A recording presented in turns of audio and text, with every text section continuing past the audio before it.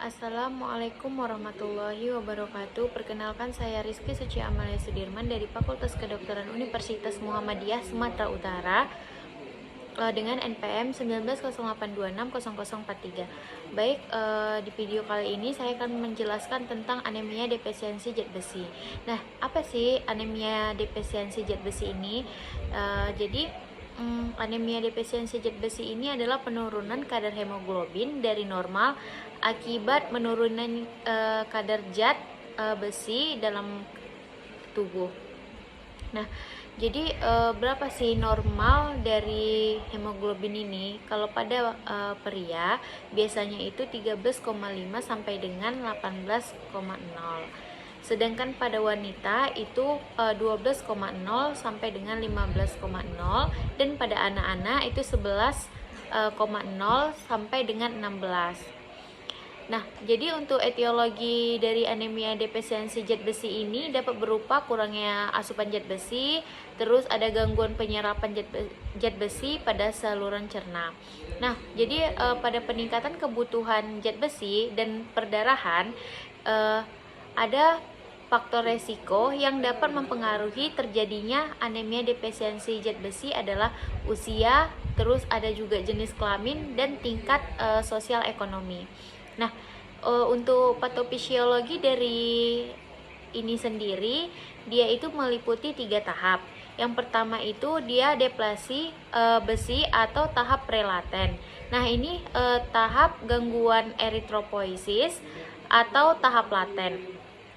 Dan yang terakhir adalah terjadinya anemia. Nah, pada tahap laten ini, prelaten ini atau depresi besi adalah tahap di mana cadangan besi mulai menurun karena asupan nutrisi yang kurang. Jadi penyerapan pada zat besi ini dia terganggu atau ada perdarahan. Nah, jadi cadangan besi ini dia menurun, tetapi penyediaan besi dalam eritropoiesis masih cukup. Nah, jadi pada tahap laten atau tahap gangguan eritropoiesis, dia itu merupakan kelanjutan dari tahap prelaten, di mana hemoglobin dia masih dalam batas normal, tetapi dia itu sudah mulai terjadi gangguan pada eritropoiesisnya.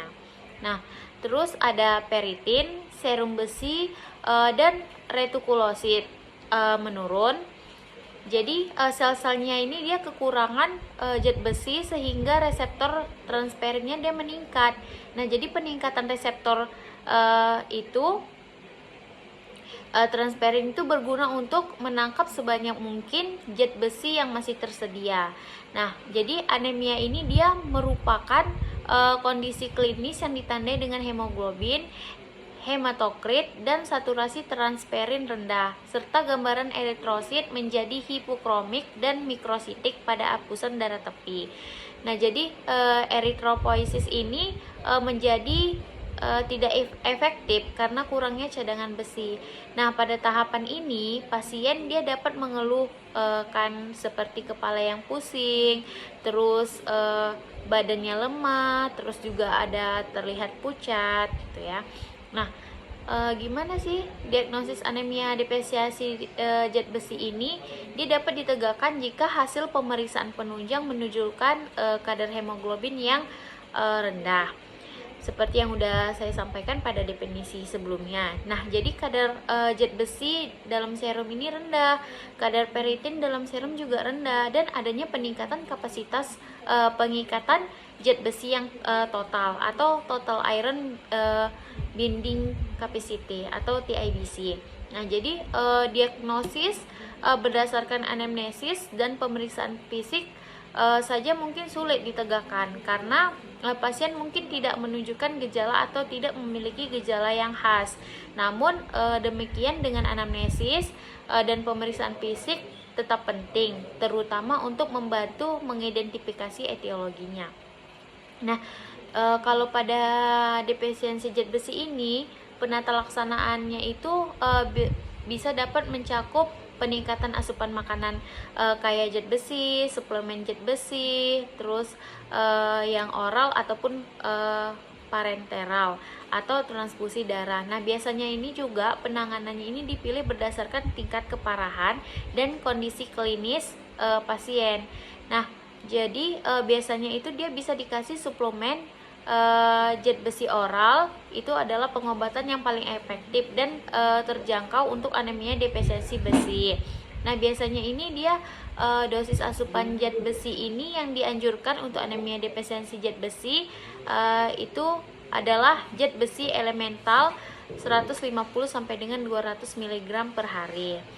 Nah, kalau untuk prognosis dari zat besi ini sendiri, dia yang diobati dengan suplementasi zat besi oral ataupun parenteral pada umumnya dia baik, terutama jika etiologinya seperti perdarahan, terus saluran cerna atau infeksi cacing tambang itu telah diatasi. Namun pada kasus-kasus di mana terapi suplemen zat besi tidak diberikan dan etiologinya juga tidak bisa kita atasi, maka perburukan kondisi dapat dia menyebabkan hipoksia dan komplikasi kardiovaskular ataupun adanya komplikasi pada paru.